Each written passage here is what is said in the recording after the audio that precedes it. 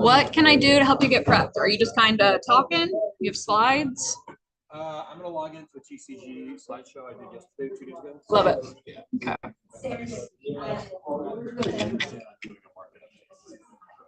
Yes. Hi, how are you? Nice to see you. I like your pink outfit. Thank you. Good luck.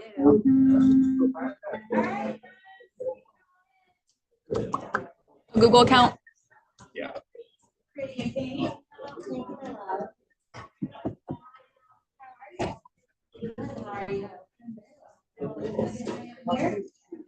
There you go, good sir. Thank you, ma'am.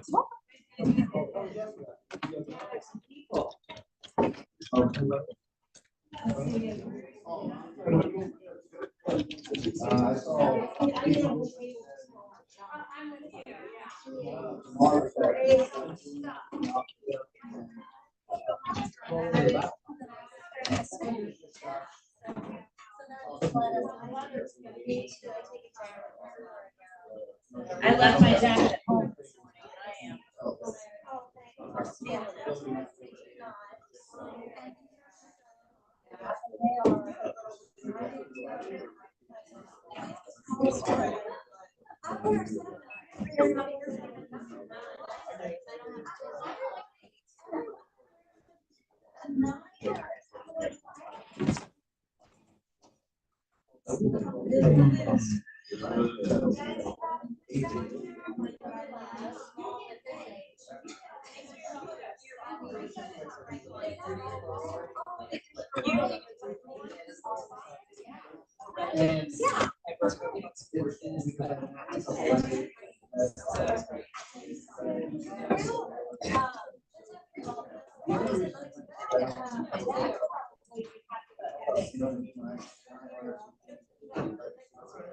God, this is slow.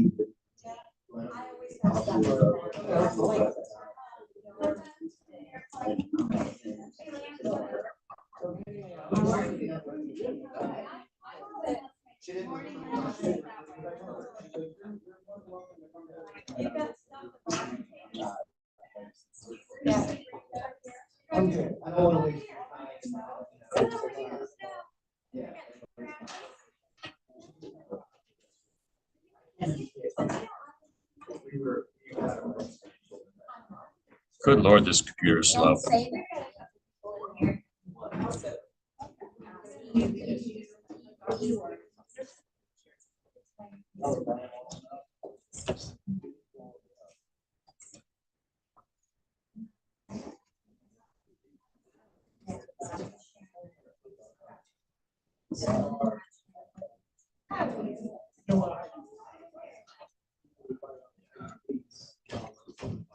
Bruce and Michelle are coming. They're on their way. So we'll get started. Why is everybody sitting so far I back? know. What is that? They're all gathered right here. You guys want to get in closer? Come on. Mastermind, not lecture. Chad's into it. Yeah, Chad. I can always count on Chad. People in front are the ones that are touching it. That's the real thing. What do you say? You got badass. When you start putting things on the screen, I can't read them. That is so fair. Here, the front row's available. You can sit right Tony, you're gonna sit in the front row. I saw that. Yeah, come on, Tony. Who cares? They had a chance to sit in front right here. It's much better. Thank you. Thank you. Way better. Way to take it for the team. Oh, man. Hello, sir. How are you guys? Mine's not bad. How's Utah? Utah is amazing. I live there. He lives there. He lives there now. I didn't know that. Yeah. What part?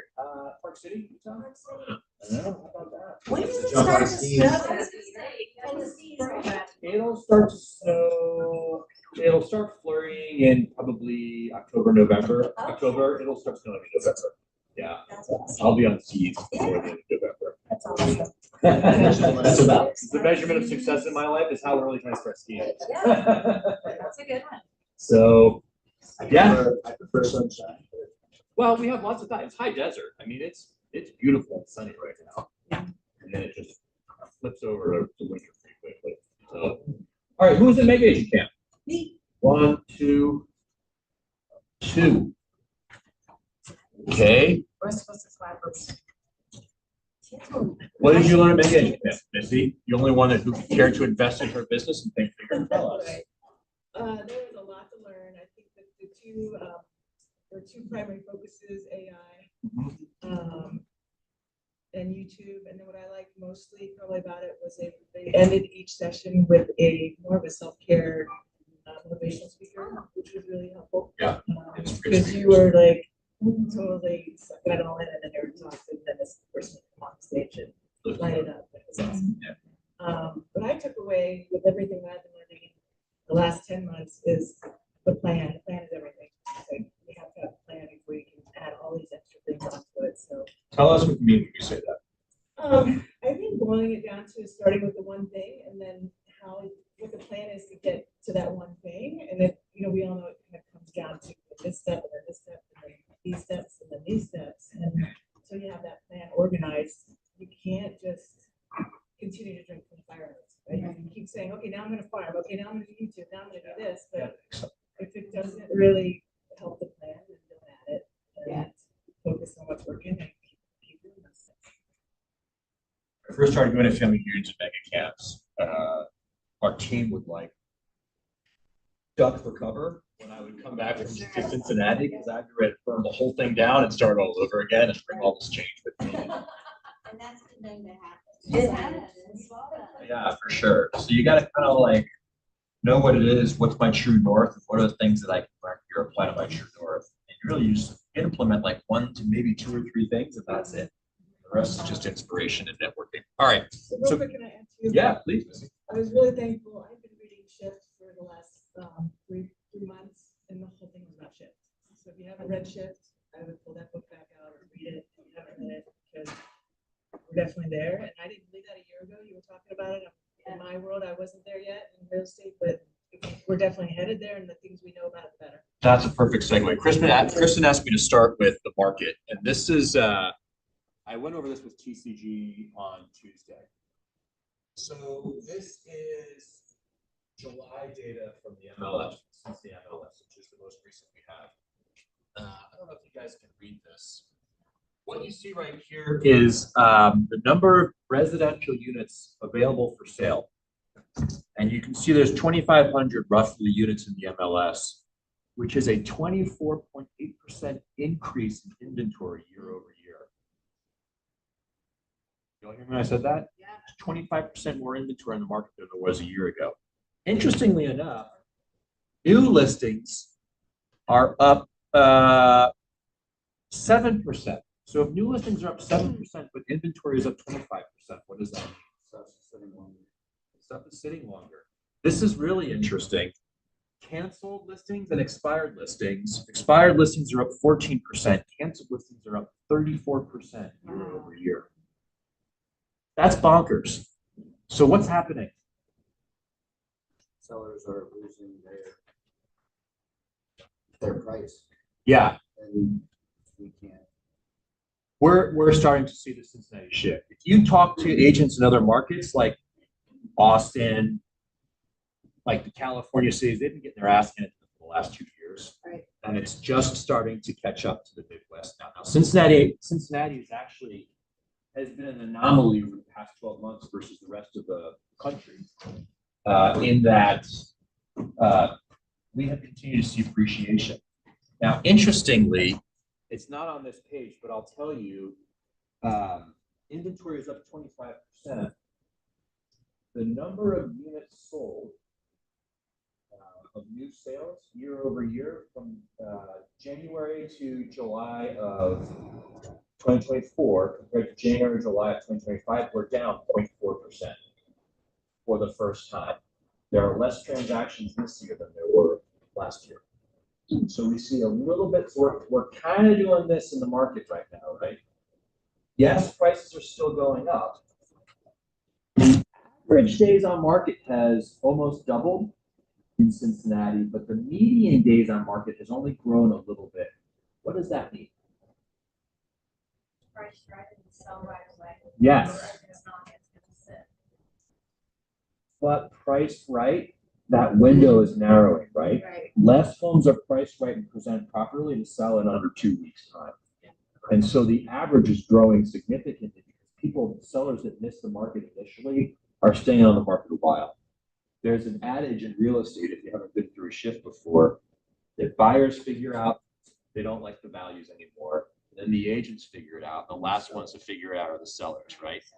And so I think we might be going into this moment in time where sellers are still enamored with pre-2025 transactions. Does Tracy. does that statistic, it would play a role in the cancellations, correct? For sure. Yeah. Where sellers can't get the number they want and their agents don't know how to inform them or educate them on how value has changed. Yeah. So the first thing is top producers, y'all are taking the listings. Heads up, Buttercup. Things are shifting. You need to be able to communicate this to your clients. So questions about these numbers? I think last Thursday we had 109 price reductions. Yeah, I would buy that, Tammy. Do you think that 25% is a little askew because of the length of time things are staying on the That's market exactly it. versus the length of time they were staying on the market? That's exactly what it is. Because it doesn't really feel like we're about 25%. We're up 7% in new inventory, so there are more listings. There's 7% new listing, or there's 7% more new listings being taken this year versus last year. But because they're not selling, inventory has grown 25%. That's exactly right. And buyers are getting more picky now. 100%. Because they know that they have options where, like, last year, if you were selling a buyer a house and they didn't like it, it was like, well, if they didn't like it, they were sold. Yeah. Now, if they didn't like it, it's on the market, and now they can make it a good deal. But this is giving some of the buyers who maybe were less qualified an opportunity to get in the market. Because 100%. now, they wouldn't probably be able to get the best house in the best market at this price in multiple offers. However, things are sitting on the market now. People who maybe weren't super strong with FHA or needed down payment assistance or whatever, now those buyers have a chance. 100%. Because, If the price is right. Only in the residential. yes. Yeah, multifam's a different story. There's so much money chasing so few opportunities, but in the residential space, you're absolutely right. Absolutely. Those are the buyer calls I'm making. Buyers that fizzled out when it was too crazy. Right. Those are the ones that. I love that. That's great. Yeah, right, because some of them don't even like being in multiple offers, they don't even want to They do walk it. out. They Those walk are the out. ones you can bring back. Yeah, exactly. That's a really good. That, it's that cancel number speaks well, because what the court agents are doing is canceling Pretty right much, out yeah. on the market. They So are within their it's not a price. true cancel. Correct. But it still is representative of a softening market. Oh, For sure. Because yeah. they're doing the price Usually adjustment with the represents cancellation. A great strategy for buyers is, hey, let's only shop for stuff that's been on the market 2 weeks or longer, Yeah. Correct. right? Yeah. Especially if they have FHA loans or something Yeah, like or that. a need of some sort of that you would like, you know, closing costs, because that has been unheard of in the market previous, but now you can ask for closing costs if somebody's been sitting on the market for 2 weeks, 3 weeks, whatever. So if you have, I want to show you, this is just TCG data. This next slide. Right now, these are the active listings at TCG. And the thing I wanted to share with you is that our average days on market for our active listings right now is 34. Here's what our closed transactions of the last 6 months looks like. I think this, these are, these are under contract right now. So representative of the market at the moment, right? Average days on market for the listings that we have under contract is 17. There's enough data points here to draw some conclusions, right? Wow, you're blowing up. What's the point here? In fact, If the price is right, then you're selling. it. yeah, And that's your exactly team right. Across the board is probably more skilled than most agents. in- For sure. And I'm not looking to like flex on No, how no, awesome I'm we not, are. but that's the truth. That's the truth in the matter. But A if more you, skilled agent will have less days on market because it will be priced right and priced ready to sell. yes. If you throw out a couple of outliers, that average days on market is probably closer to like 2 weeks, right? So if that's what we know, if the market absorbs a new sale in 2 weeks or less, then one, my buyers, I'd be shopping 2 weeks or greater to have the most leverage. And two, I would be using this data point to tell my clients, look, what we know, because our brokerage does so many transactions, is that if a home is under contract after 2 weeks, we miss the market. So any listing that's been on the market for more than 2 weeks, guys, means a what?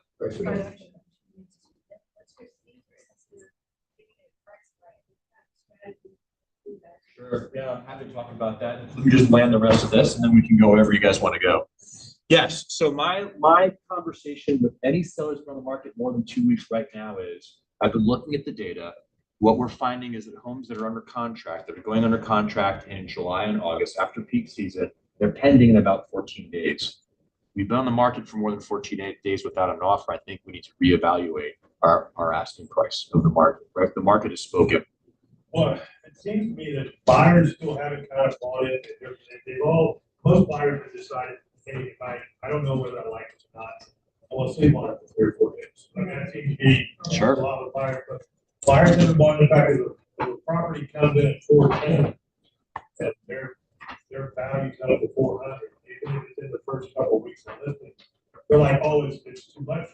Yeah. And just looking at some of your price drops and the original to list prices.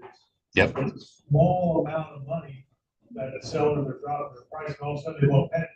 Yeah. So I think there's gotta be something that buyers have to realize too, that just because it says it's a 410 listing, doesn't mean that they can get it before. Mastermind, no sitting in the back. That's for losers.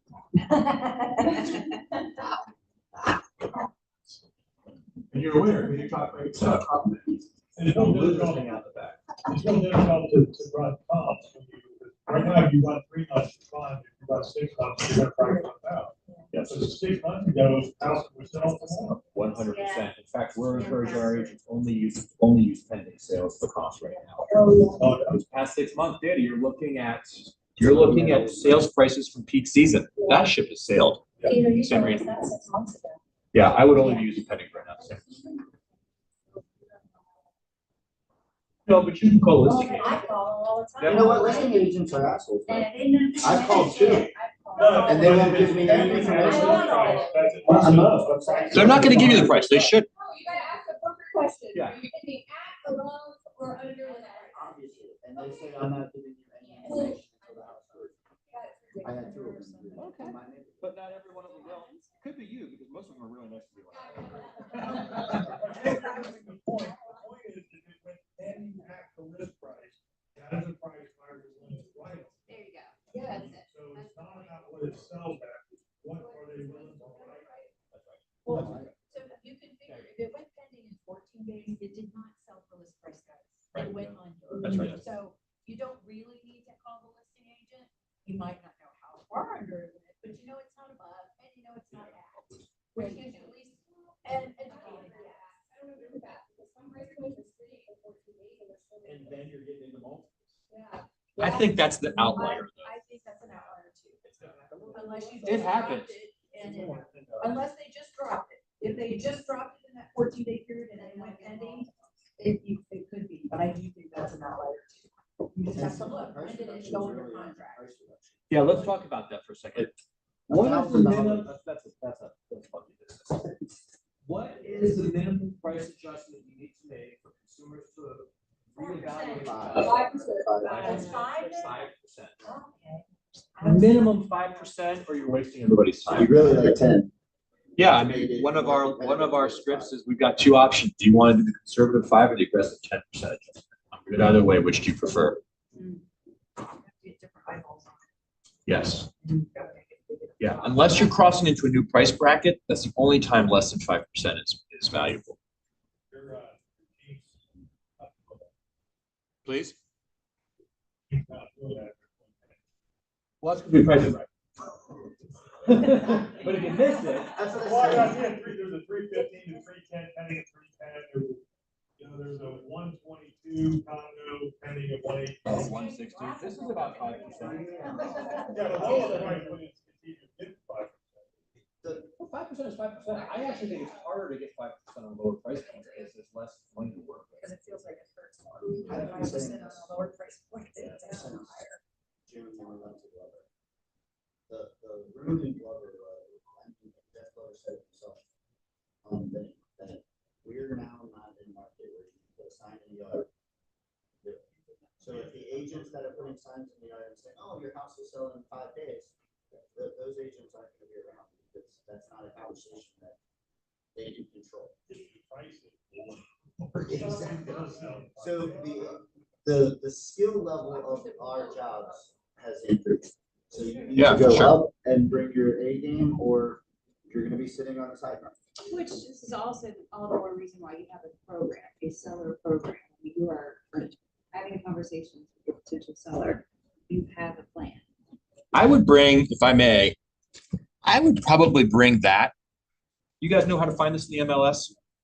I was gonna ask that question. Who, I can show you. Look, we can do this.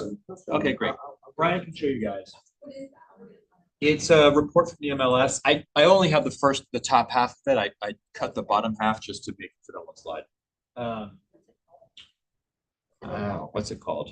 You guys don't have just the reports tab? Yeah, it's a, I'll show it to you guys when we're done. I'll just pull it up on my laptop because I don't know what my login is. I would lead with this. When you're having conversations with a client in a shifting market, you always want to give context before you go into their specific neighborhood. Context sets the stage and kind of like releases some of the hot air around their value that they've got in their head. So I would lead with the context. Mr. and Mrs. Seller, nationally, the market's jacked, right? We're seeing price drops in most major metropolitan areas. Cincinnati has been an outlier for the last 18 months, but it's starting to catch up with us. Let me share with you some data. In the last year over year, year to date, year over year, we've seen inventory increase 25%. We've only seen new listings increase 7%. What does that mean? Let them make the conclusion, because now they're learning and now they're internalizing versus you just telling them, right? Yeah. And if they don't get it, you can lead them to homes are sitting on the market more. Isn't this interesting? The number of homes that aren't selling, Mr. and Mrs. Seller, year over year are up 14%. Homes where the seller couldn't get their asking price, those are up 34%. Right? See what I'm doing? You can get data from the Cincinnati MLS on what the median days on market is year over year and what the average sales price is year over year. And I would let them know there's less transactions this year than there were last year. Not significantly less, but there are less, even though there's more inventory. The problem for the last 4 years was there wasn't enough inventory, so we were seeing transactions contract. Well, now we have more inventory, but we're not seeing transactions go up. What does that mean? Let them make the conclusion.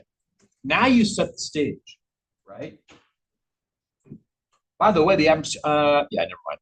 So now that you set the stage, now you go into their market.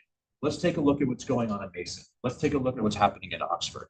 You've set the stage so that they understand the game has changed since even 6 months ago in Cincinnati. But the average sale price in Cincinnati has gone up. It has gone up, but it's only because there's a narrow window. The homes that are going up in price, right? It's a price war and a beauty contest. And if you want to sell for the right price, you have to win on both of those fronts. It's a price war and a beauty contest. Yes. If you want to sell for the most money, it's a price war and a beauty contest. What do? Make sure you move condition. You actually price it just below fair market value. Right. The market drives it up, and then you know you didn't undersell it because you have people competing, and that's how you maximize price. So a lot of times when we're going into a that I err on that, hey, if we're overpriced, the market will adjust us. 100%. If we're overpriced, the Yes. market will tell us. So Yes. am I safe in saying that? Because Yes. there's been times when we walked out and we goes, I don't know that you should tell me on that or even, but you can be assured that the market, if I price too. Is that a baby? That is a baby. I thought that was a backpack. Congratulations. We just got a baby. Yeah. Fresh baby. Okay. Um, All right. So am I safe in saying that, hey, if we're priced too low, the market will adjust us to the right price? Yes. Yes. Multiple offers is a sign that something is undervalued. And when you have multiple people competing for a scarce resource, they will drive up the price and will maximize its value in the process. Yes. 100%. And by the way, if it's not, you didn't underprice it. Right? If you don't get multiple offers, then you didn't underprice it. You actually overpriced it. Yes. Yes. It's a leap of faith for sellers to understand that, but yeah. Jefferson's. All right. I also feel like you need to hit their pain points as to why they're actually selling the asset that they want to sell. Yeah. If it's not always just because they want the most money, it's because they want to be in North Carolina with their grandkids, or they had an extra baby and they've only got 3 bedrooms and they need at least 4 bedrooms for a new house. So then the pricing talk is easier because it's like, you want to be here in this amount of time. And we're showing you data that if we do overprice it, you're just not gonna hit a grand slam, you might get triple that. That's right. The more extreme the market, the more motivation your clients require to participate in, right? If we're doing this, we're just kind of doing this. And who knows if we are, but the data appears to trend that way. If we're just doing this, how do you handle the objection? Well, we'll just wait until next spring. Because it may be worse. We're actually trending for it to be worse next spring. That's exactly right. That's exactly right. Okay. Questions about market at the moment or any comments or observations? Okay. Sell now. Yeah. And list longer. If you're gonna list it higher, it's for 6 months. I do have a question. Yeah. So, sometimes we may have a pocket. Okay, so let's say hypothetically speaking, back in like May or June, I met with a client and we said, ran comps at that time, and we said, hey, we're gonna list at, I don't know, 500. Right. Okay? And then they say, okay, great. And then we tell them, hey, these are the things you need to do to get this 500. They do those things now we're into August. Mhm. So now the prices are a little different, and then do you go back to your sellers then and say, hi, this was selling, the market has changed in these 3 months that it's taking you to get this update. Now you need to list at 480. Yes. Okay, and then let's say something else happens, like how low, like, I mean, I don't know where they have half the question, but I just did a 10% swing from the May, because you did you have the 6 months, and that's $1,095,000 to 995. okay. And I just said. And see, that moves the needle. I just lost it. Right, and then how did you, because I'm scared we're gonna get ourselves into that situation, how listing you're gonna get it off. Gonna be a little while before we get on the market, and I'm worried that my 500 is now gonna be 480. And it's like, how do you have that conversation with them? Because I feel like they're gonna think I just went in there and bought the listing at 500. Pull that. Okay. And it really, like he said, go specific, really tight look at exactly what sort of, what it looks like. Yeah, because across the street, I can get it to this. I mean, it can be hyper local too. It was hyper, Neighborhoods. like neighborhood says 750, and he's at 995. Right. And 750 is way low, like not good condition at all. He's still a lot, but we had to have very hyper local. I can't do it on my own. You really should have a Especially in August. conversation Yeah. about price reduction at the listing. Yeah. You should walk out of there with your client knowing that there is a chance that after 2 weeks or whatever number they're comfortable with doing it in 3 weeks or whatever, and have it, that way you just send them. Jeff teaches that he has them sign the price reduction Oh, at the table. Yeah. So he has a listing agreement at 625 and then the price reduction at 5% 3 weeks later on the date. So then all he has to do is say, hey, Mr. Seller, It's time. you missed the mark, it's time. Now we're reducing it to the price that we want to. And then you're just hoping that they do it. I just don't want it to look like I went in there about the listing, be like, oh, yeah, let's list for 500. Well, I think you don't control the market. You're a messenger of the market, and the market has spoken. And that's the language, right? And I would start with well, it's not up anymore. I would start with context, and then I would talk about what that looks like in their neighborhood. Yeah, we have to revisit pricing strategy. The market has shifted in the last 6 months, 3 months, whatever. Good. That was a good conversation. I like it.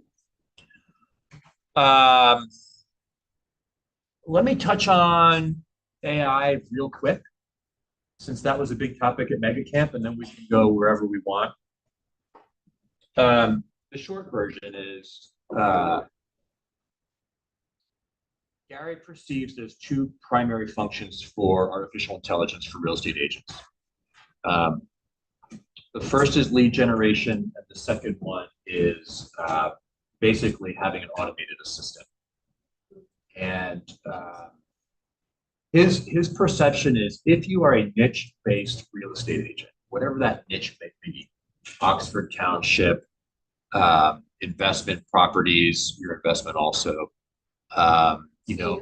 seniors, maybe it's a demographic, maybe it's native speakers of Chinese, whatever your niche is, he believes that there's going to be a little bit of a race for artificial intelligence to identify who are the credible sources for whatever those niche markets are, right? Like if you were around in the 90s, there was this big race for search engine optimization. And the people that got there got the lion's share of the traffic naturally for free, right? And then Google started introducing pay-per-click to monetize the dominance they had to search. And so people like me who missed the bus on search engine optimization could buy the traffic. Make sense? Well, as humans, we always look for the path of least resistance and the least energy to expend to get whatever it is that we want, right? We want to conserve energy. And so if you've noticed, Google has started putting its Gemini results above the pay-per-click advertisements, right? And so as humans, most of us are just going to read whatever Gemini says and go, okay, that's the truth. What's that? I do, because he always, we're looking something up and I look over there. Was that what Jenna had said? He was going out hard. He always says that. Yeah, but you and I, we're the minority of people that are actually going to check the work and look to dig deeper to find our own version of the truth. The majority of humans are just going to read that and go, okay, that's the thing. So if somebody is saying like top Chinese speaking realtor in Cincinnati, or who's the best real estate agent in Oxford Township, or I'm old, who do I want to work with? Whatever that is, there's going to be a race to replace and win the what they no longer call search engine optimization, what they're now calling generative engine optimization, meaning generative language models, right? Things like Chat and Gemini. They index information differently and they process credibility differently, right? So Google's spiders that index all these websites are ultimately dumb. You can play games with how you write your content to raise up in search engine optimization. With generative engine optimization, with artificial intelligence, it's drawing conclusions about your content and the credibility of you as a source of information. So Gary believes like that race is just starting now and will probably be won over the next 3 to 5 years. So if you have a niche, if your business is niche specific, and your niche might just be your sphere, in which case you got nothing to worry about, just stay close to people, right? But if you have a niche to your business, I would start thinking about, okay, how do I start communicating my message through various media channels that are studied by artificial intelligence so I win the generative engine optimization game? Because less people will be identified in the AI result than in the list of Google links. Does that make sense as a concept? Probably ask ChatGPT that exactly. 100%. 100%. Yep. The more that you teach your AI, the more it goes down rabbit holes that are sometimes beneficial, but you have to check the work. Yeah, you do. You know, and you gotta erase the emojis and everything else that are in there. Yeah. The second thing he said is, as it comes to personal assistants, like, take your time. Get to know the technology at a pace that is comfortable for you. But the important thing is to start experimenting with it, because chat and all the other artificial intelligence platforms are moving so quickly and they're evolving so quickly. Everybody in this room, unfortunately, is not an AI native. right? My son who's in college, my daughter who's in college, they are AI natives. They're learning how to apply AI in their workflows, and they will be more competitive in the workforce than we are in understanding how to use artificial intelligence. The reason why this matters is if we're all using AI, we should assume that our clients are also using artificial intelligence. When it comes to informing themselves about real estate, they may be getting the wrong information because AI is still rudimentary and there's a lot of bad information out there and it's still learning how to process what's valid and what's not. So even if you particularly don't use it for lead generation, we definitely want to be using it in a way to understand how our clients using it. What misinformation may they be getting? Because they may be operating under assumptions that are incorrect. Part of our job as fiduciaries is to make sure they're making smart decisions. Yes, sir.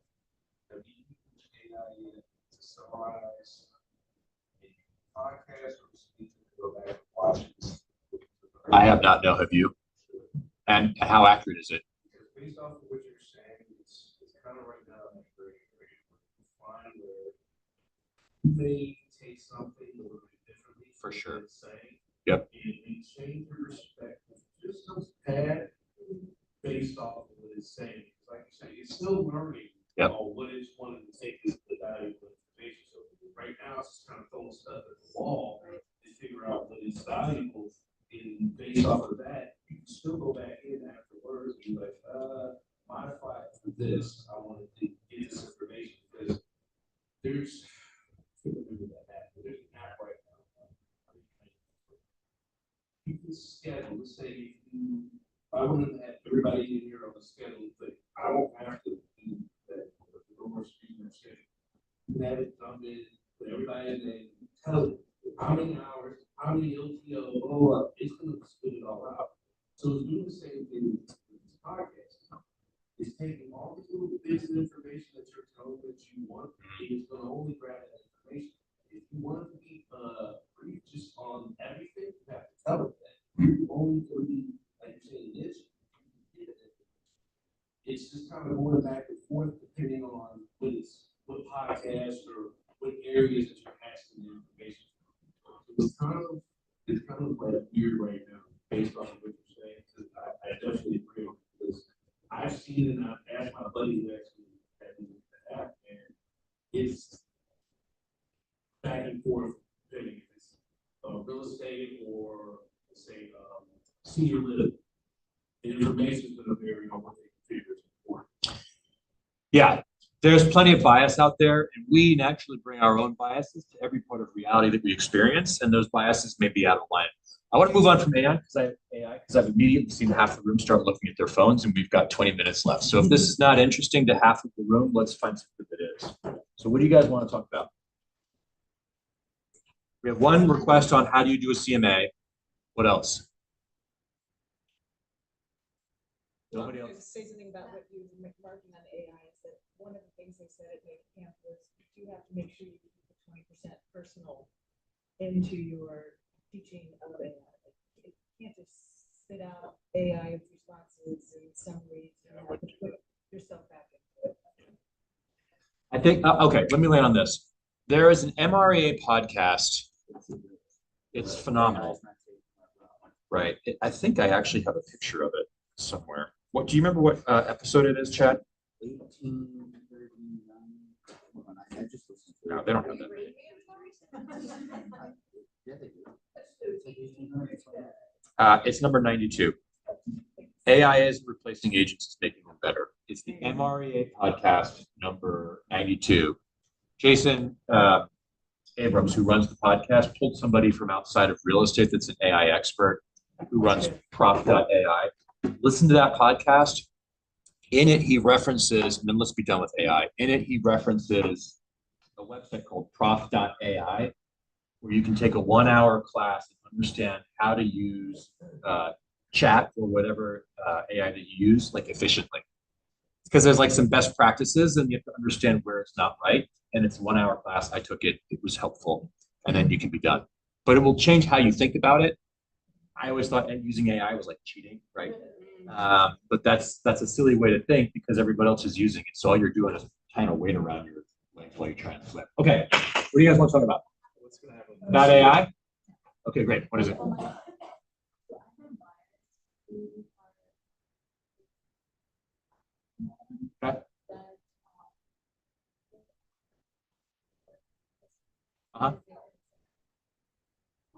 Okay. They don't want to overpay. How long are they going to stay in the house? Okay, so what are we talking about? Okay, good. Everybody does. Everybody does. Look at listings that have been on the market for a while. If you bought in 2006, you bought in the most overpriced market this country has ever seen. And but hang on, let me land the plane. By 2016, your home was worth more than what it was worth when you bought it in 2006. That is a fact. In the absolute worst market, 10 years later, the home was still worth more if you paid at the peak. And Sam Marine, I would challenge your clients directly. Are you looking for a good deal or are you looking for a good home to make memories in? I'm confused. Which is it? That will shut up whichever one of the two is like, I want a good deal. So you're putting finances above your family's memories. I just want to make sure I'm clear on this because I can treat this like an investor if that's the way you want to approach this. That'll shut them up. Okay. What do you think is going to happen over the next year? So good. Year and a half. I mean, I stopped trying to do that years ago. Well, you have a theory. I don't. I mean, I don't think the market changes much. I think we're going to be stuck in this for a while. And like, there's not a ton of inventory unless there is a major economic shift where we go into some war. It's going to take years for us to get to a balanced market. That's just the way it is. And that's okay. Don't you think we're kind of moving toward a balanced market now? We are moving towards a balanced market, but right now, if you look at active inventory, I deleted it. Active inventory versus pending sales, we still only have 60 days of inventory. A balanced market is 6 months. Yeah. So we are still in a seller's market. It's shifted. I think this time next year, we could be moving towards a balanced market or much closer to a balanced market. But it's going to be a minute, right?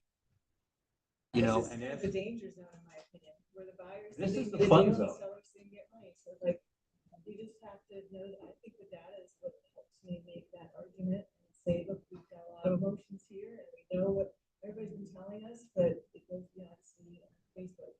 Your uncle 6 years ago sold one house, doesn't know as much as I did. That's right. So you have to use this information. Let them know, like, the curve might be coming down, so how do we know? When's the curve gonna go back up? And Cincinnati's curve may not. I guarantee it's after when you think it is. I was teaching the leverage series and what was I? Just recently. Denver, Colorado. And I was on a roll. Like I was in the zone and I was dropping knowledge bomb and I was scribbling all over their whiteboard for local board of realtors and it was with a Sharpie.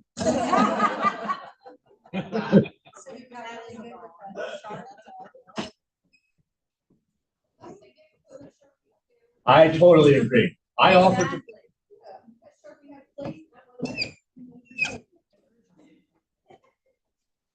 This is all this game is about right now, and probably all it's going to be about for the next 2 or 3 years.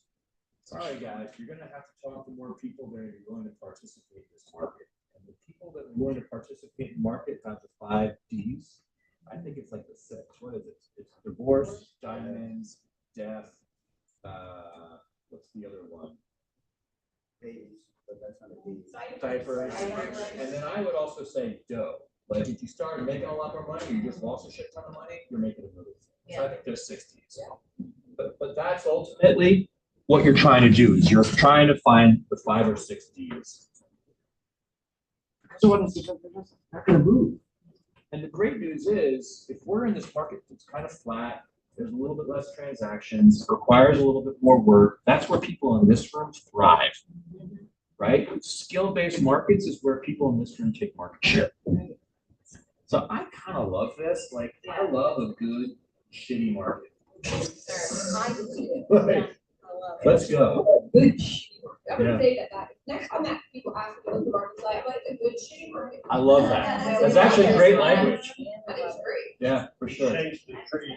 I just had a buyer that's been looking for almost a year, be able to buy a perfect house with no competition. Okay, tell that That's story. a story. story, tell that story to anybody that will listen to you, put it on Facebook. When you're consulting with buyers, tell the story. Because a lot of buyers out there, just like sellers believe their home is worth too much, buyers believe they can't compete in today's market. Tell the story over and over again. Yes. 100%. Yeah, tell us the full story, just so we can all read it.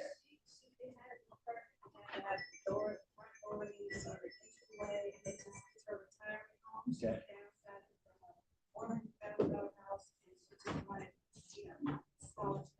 Yep. And we were looking at it, we were in competition. We almost literally had one. Those things, and somebody came in before my older person, they couldn't do electronics. Yeah. And she couldn't get it back in time, and somebody came in with another offer in that time, and I thought that was legal, and I found out prior to that it's actually done. And the state was negotiating with her, she wanted us to do it, and we lost her. How long ago was that? 3 months. Perfect. During peak season. And now what's her experience? Not one, where she saw it first, she sent it to me really quick. I asked, I called, are we in multiple? No, I had people look, you're not, I don't want you to offer. We wanted to quit within a day, got the documents to them, and within a day, we got it for 10,000. Let's go. Okay, that's awesome. Congratulations.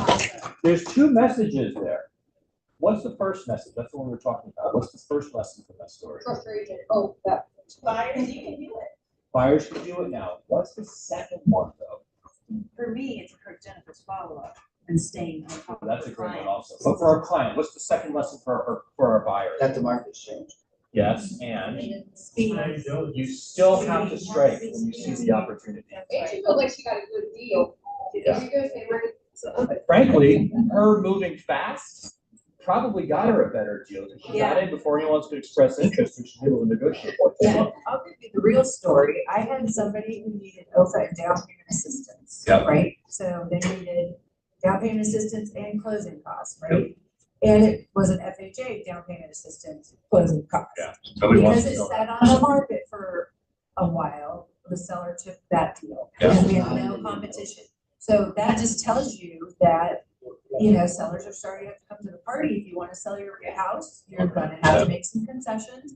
If nobody's offering on your baby and it's been on for 2-3 weeks, then my little offer from FHA down payment assistance and any closing costs looked really good. Looked really good, and we got it. So, you know, that's an example of, that's a change. That is a major change from our market.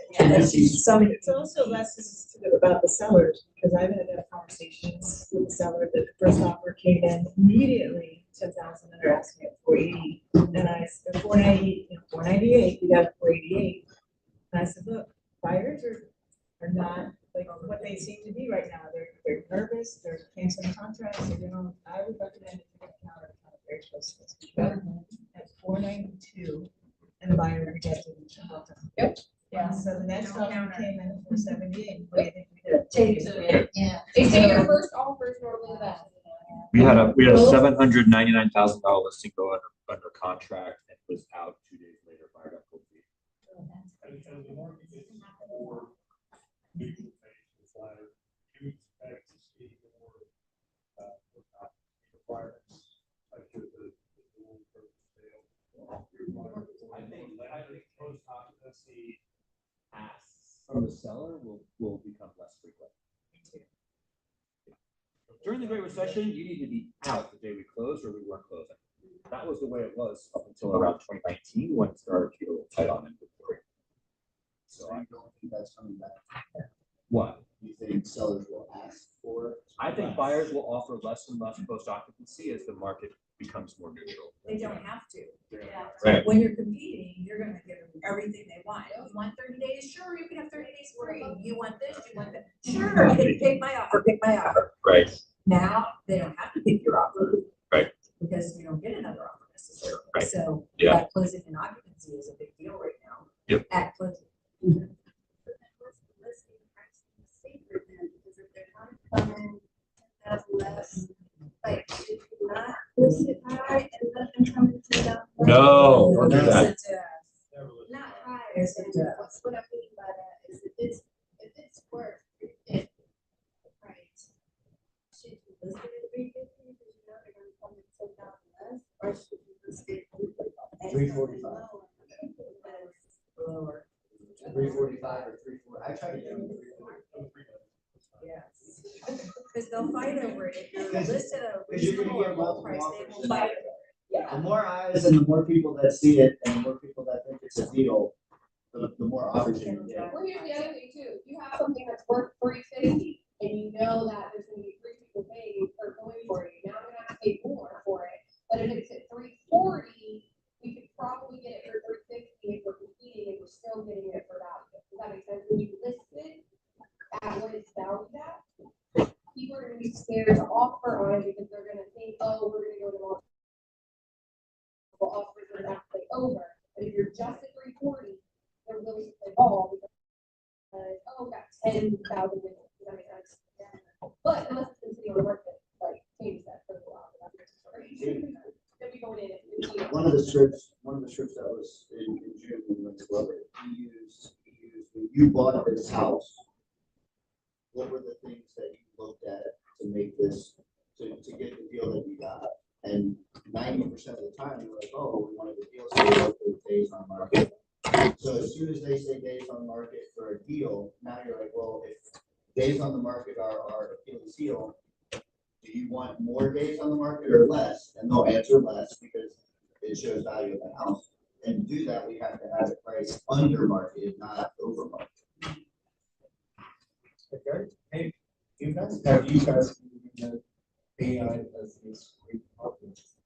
As script partners? Yeah, we do. Yeah, that's so cool. Yeah, we do. Help you understand that I become the agent. Yeah. Yeah, it'll give you feedback. Let me answer the question on CMA. We do a 6-step CMA. The first thing that you want to do is, remember I showed you the big picture, how the market's changing? Start there. Actually, the best way to start your CMA process is to say, what is your understanding of the market right now? And just let them tell you where they're incorrect or where they're right, right? And whoever speaks first kind of loses, so you may as well be the one, have them tell you first where they are. They may be spot on and you kind of sail through the CMA process, or you may find you've got some lifting to do here because they're stuck in 6 months ago information. So start with the big picture, ask them what their understanding of the market is. Then you want to define the market. Is it a 4-bedroom, 2-bath, 2.5 bath, and Mason with a 2-car garage? Or is it a horse farm? Or is it a duplex in Norwood? Like, these are all different ways that we cut up the market. Is the value of their home driven by the school district that they're in? Like, however you cut up the market so that we're talking about people who be interested in that home. Then you want to do one-line CMAs for however you define that market in $50,000 price brackets. 100 to 50, 50 to 100. Usually when you do your pre-qual, they're going to tell you like, we think it's somewhere between like 330 and 360. Okay, great. I'm going to bring the 3 to 350 CMA, and I'm bring the 350 to 400 CMA. One-line CMA. Active pending sold. I would probably bring it canceled expired to freak out also a little bit. But, and then I'm going to calculate the absorption rate for each one of those market segments. Why am I doing that? It shows how much more competitive it is. The higher you go on price, the less homes are selling, the longer you're going to sit. That's exactly right. Great. They will select almost always the price bracket that has more action. Then you pull up a neighborhood map. You can search by neighborhood, right? And you're going to show what's been actively selling in their market segment within the local geography. And then I'm probably bringing with me 6 to 9 comps, active, pending, and sold, but I'm not showing them all 9 because it's too much information.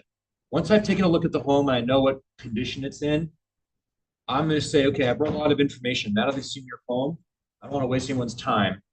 Let me just pull up 3 or 4 homes that I think are most comparable so we can figure out where we stack up. I want to ideally have 3 solds or 3 pendings because that's what the market will accept. And then I'm gonna have one or two that are their competition. Ideally, I want no more than 3. No less than 3, no more than 6. The brains can't process it, right? I'm gonna walk through each one of them and compare them with theirs. And I spread them out and I do my buyer's shoes close. The buyer's shoes close is Mr. and Mrs. Seller. Let's just pretend for a second that you're a buyer. I took you through this house. You wanted to make an offer and you asked me to show you the comps. And I just laid them out for you like we just did. What is a fair price to pay for this home? Almost always, they will tell you exactly the right price. That's how you do it. 6 easy steps. But you have to practice that. Yeah, you got to practice it. Like, you can't take a picture of this and then pull up a CMA at your next listing consultation. And now I want to do it. And act like you know it. Yeah, role play it, for sure. Role play it, write it down, script play, whatever you want to call it or however you want to do it. But that's how you get skill. And then it's not a conversation, it's information that you're showing the client. Yeah.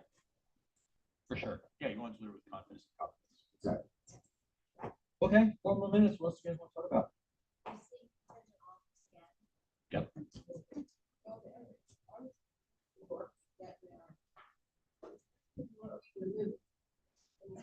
Only, well, I'm just saying, because a lot of people, that's where everybody's money tied up.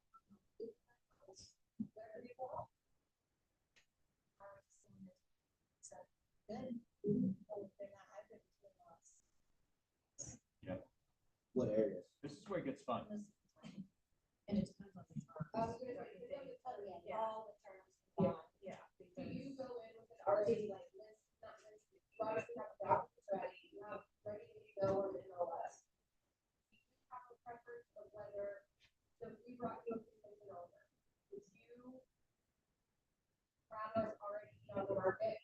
Absolutely. Oh, 100%. Usually I write it in, I say, hey, we're ready to go.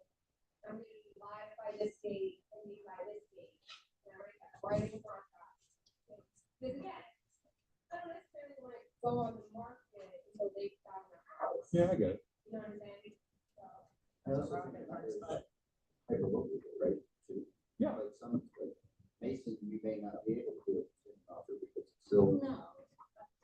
no, but I'm just saying, like, in general, as far as. It depends on how, yeah, 100% how hot is that market. There's certain. Can you speak on contingencies? I haven't sold a house in 7 years. You're all Hey, house. you. Did you sell your house? I sure I did sell my, I sold a house. I sold one house this year. I sold my year. We had 60 days of post-closing occupancy for free. Wow. Welcome to Indian Hill, and they wanted your house. Well, sure. I mean, there wasn't enough inventory and I nailed the timing on that one. You did. I was lucky, right? Well done. But yeah, that was fun. School had stuff. Yeah, it was the perfect timing. It was the perfect house. I had a house where there was nothing, literally nothing on the market in that market segment.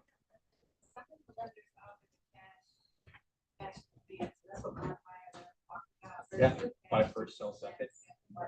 Does KW Mortgage offer that? Do you guys know? I know Eddie Mac does. A bridge, they have a bridge. Okay. I don't know. Doug doesn't have a bridge, I don't think. Does he? You can't what? Rebuy and take your equity Okay. offer. That's something. Okay. I know that Annie Mac has a program where you can buy first and sell second. They'll actually extend you the cash to close as a cash deal. So those programs are out there. Right. Great. Okay, guys. Anything else? 35 seconds. Thank you. All right. I'm just glad you're here. Yeah, it was fun.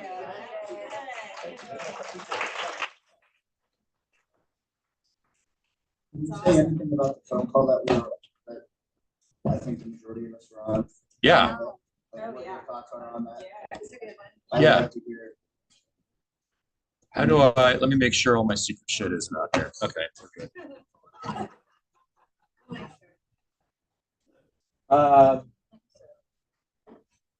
What about the Meridian? Yeah, about the title and being like launched into it. Yeah, I mean, I think. Venture capital, like what your thoughts are, because I mean, I know you have similar stuff at your. Yeah, if you at your guys, office now. if you guys want to bounce. I think you should do it. right? I mean, I think that, here's the thing. Are you doing? We do it separately with our own, yes. I have an Mac branch and we have a joint venture with Prodigy, yes. But that's because we have scale. If I'm an individual agent or a small team, I don't have the scale to do that myself.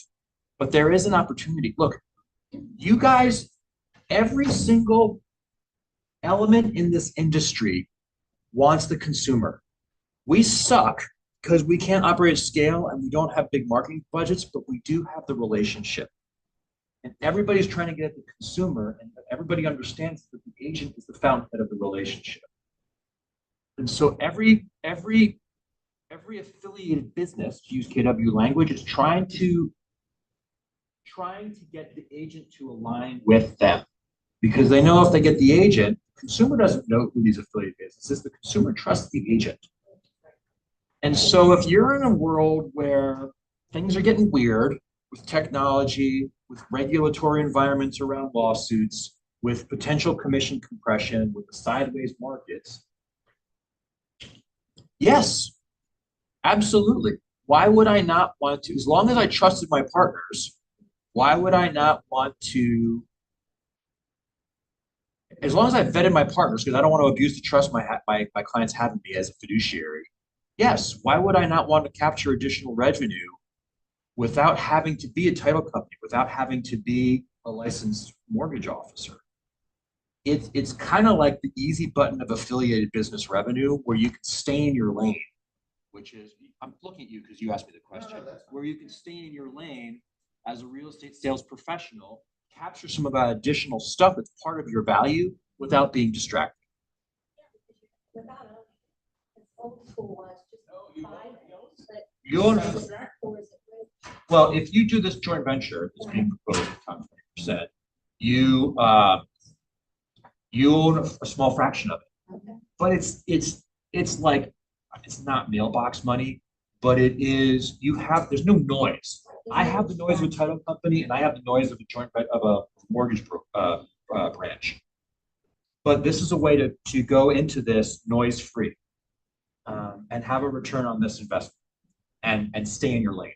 And that, I think, is the power of it. Is a silent way to capture more of your value. It was adding another. Yeah, but you have to be a loan officer. No, that's what I'm saying. Yeah. That's why I didn't, that's why it wasn't attractive to me, because I feel like I'm just adding something else to my plate, like, yeah, the information is great, like, having more clients that I know that are refinancing and all that, but it's just adding more to take away from selling a house. Yeah. Or finding a house to sell. The thing is, the smaller, like one thing, right? The smaller your focus, the greater results.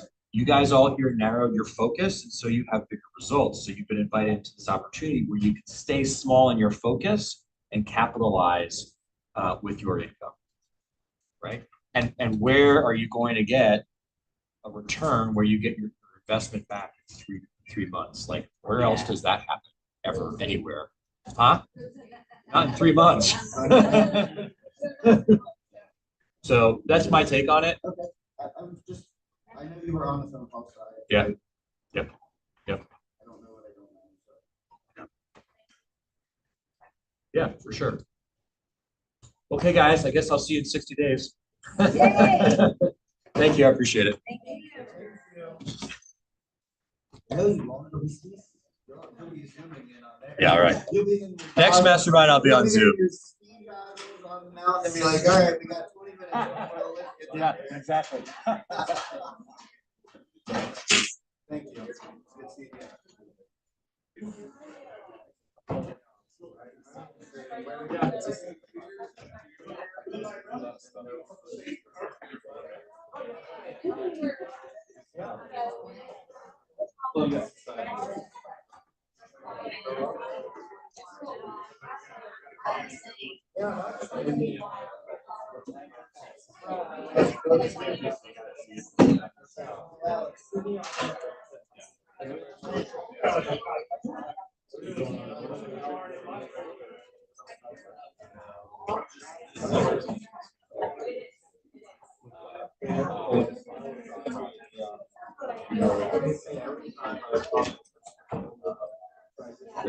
No, this is fun. Oh, I opened it. Like.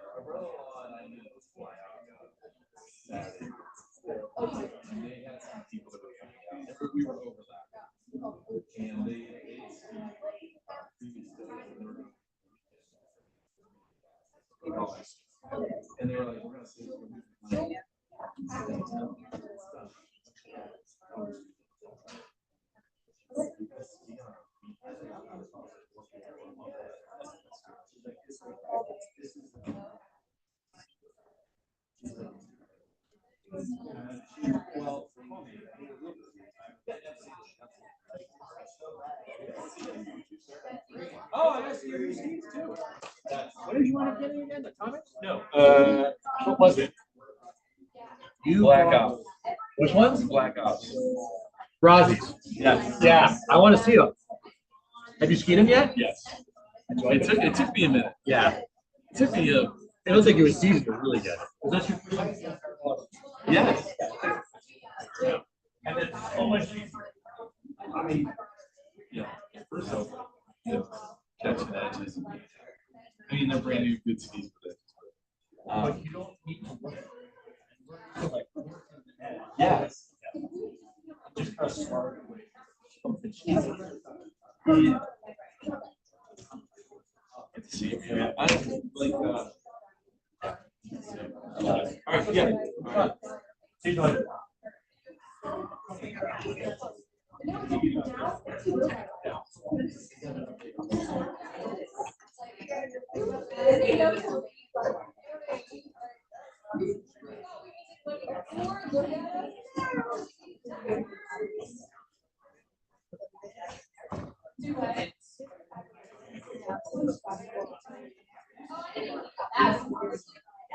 I was thinking about maybe if there was like.